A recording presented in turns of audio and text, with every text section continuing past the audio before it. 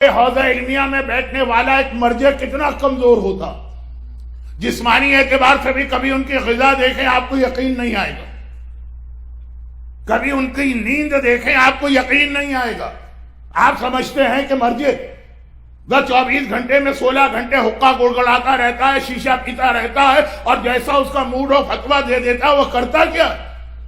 جا کے دیکھیے وہ کیا کرتا، اس کی ذمہ داریاں کیا، اس کا تقویٰ بھی دیکھیے، اس کا عمل بھی دیکھیے، اس کا جہاد بھی دیکھیے، اس کا علم بھی دیکھیے۔ میں صرف 3 مثالیں دے رہا ہوں، میرے پاس وقت نہیں ہے پوری ہسٹری آپ کے سامنے پیش کرنے کے لیے۔ اور دنیاوی اعتبار سے ان کے پاس کچھ بھی نہیں ہے، کوئی ریسورسز نہیں ہے ان کے پاس، لیکن تقریباً 150 سال پہلے سامرہ کے حوضے میں بیٹھنے والے ایک بزرگ مرجع آقائے مرزا بزرگ شیرازی نے مولا کائنات کے روضے میں، جو وادی السلام جانے کا راستہ ہے، جیسے گیٹ سے نکلیں گے رائٹ سائڈ پر ان کا روضہ آپ کو ملے گا، مولا کے روضے کی دیوار میں ایک فتویٰ دیا تمباکو حرام ہونے کا۔ دنیا کی اس وقت کی سب سے بڑی طاقت، جس نے آپ پر بھی حکومت کی ہے، جس نے ہمارے ملک پاکستان پہ بھی حکومت کی ہے، جو اس زمانے میں اتنی بڑی تھی کہ سورج غروب نہیں ہوتا تھا، ایک فتوے نے اس کو اتنی بڑی شکست دی کہ تفسیر میں اگر جاؤں گا تو پورا اشرا بھی کم۔ لیکن یہ بھی آپ کو 150 سال پہلے کی بات لگ رہی، 40 سال پہلے اتنا ہی دنیاوی اعتبار سے کمزور مرجع، اس کے گھر میں شاید جو کچن کا نائف ہوتا ہے اس کے علاوہ اور کوئی ہتھیار نہیں، لیکن ایک مرتبہ فتویٰ دیتا ہے شاہ ایران جیسا طاقتور حکمران کس طرح سے چرمرا کے ختم ہو جاتا۔ اور جو ایک بات مجھے، اگر میرا موضوع یہی ہوتا نا تو میں اور تفصیل سے بتاتا، لیکن کم از کم آج تو یہ موضوع نہیں۔ ہر شکست کے بعد دشمن پلاننگ کرتا ہے کہ آئندہ یہ ہم کو شکست نہ ہونے پائے۔ مسلمان ہے کہ جب کسی جنگ میں وکٹوریس ہوتا ہے تو بھول جاتا ہے کہ وہ پلٹ کے آئے گا جس کو ہم نے ڈیفیٹ دی۔ اب جب 79 حضرت امام خمینی کے اس ایک جملے نے کہا جاتا ہے، صرف ایک جملہ، آج کی رات تہران کے ہر شخص کے لیے اپنے گھر میں رہنا حرام ہے، ہر ایک کو گھر سے باہر نکلنا، مرد بھی، عورتیں بھی، بچے بھی، بچیاں بھی۔ اور حالات کو بیان یعنی ریپیٹ نہیں کرنا ہے، آپ ہر سال سنتے ہیں فروری کے مہینے میں۔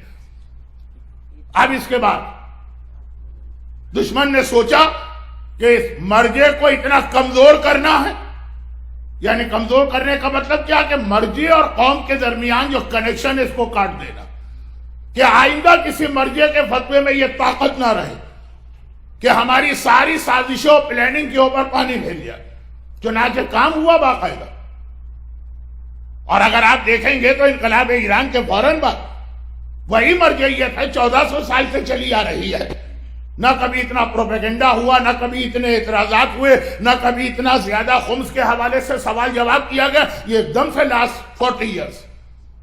لیکن پھر دنیا کی بڑی بڑی طاقتیں، اب میں بہت احتیاط سے ایک جملہ کہہ رہا ہوں کیونکہ اس کو سمجھانے کا وقت بھی نہیں ہے اور جلدی میں کبھی غلط بات زبان سے نکل جاتی، بڑی بڑی طاقتیں جن ٹیررسٹ آرگنائزیشن کے سامنے ہار گئے، شکست کھا گئے، فیل ہو گئے، یا وہ ہار گئے یا انہوں نے ہی ان کو بنایا اور اپنی پوری سپورٹ کے ساتھ، جنہیں کوئی نہیں روک پا رہا تھا۔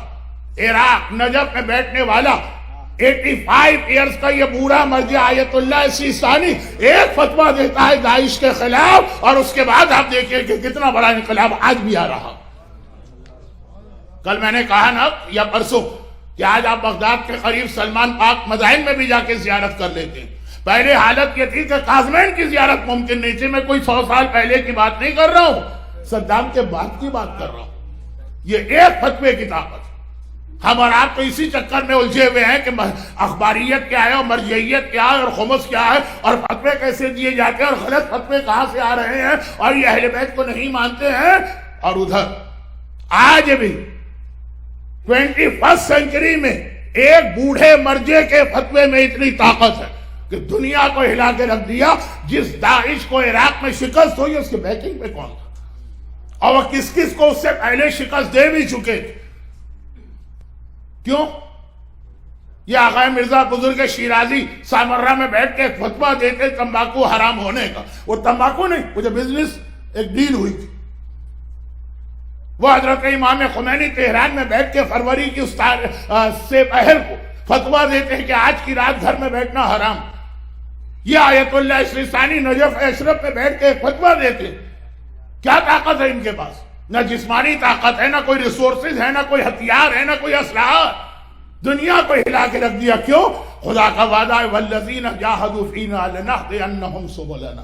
ہمارے راستے میں کوشش کرو، کتنے ہی کمزور کیوں نہ ہوگے، اللہ تمہارے ساتھ ہوگا. پھر دیکھو تمہیں کیسی کامیابی مل رہی ہے.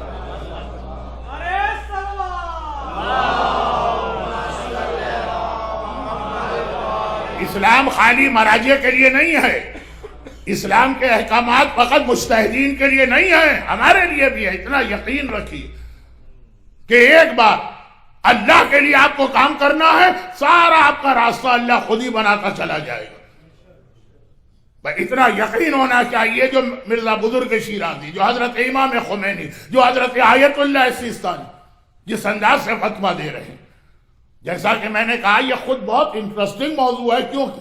تاریخ شیعہ میں یہ صرف 3 فتوے نہیں، سینکڑوں فتوے، مرجعیت کے قربانیاں. لیکن میں نے بالکل ریسنٹ زمانے کے حوالے سے بات کی کہ آج بھی ہر ناکامی کے بعد دشمن اور زیادہ پلاننگ کے ساتھ پلٹ کے آتا ہے اور پھر ایک فتویٰ آ کے اس کی پلاننگ کو فیل کرتا، اور وہ پھر اور زیادہ تیاری کر کے آتا.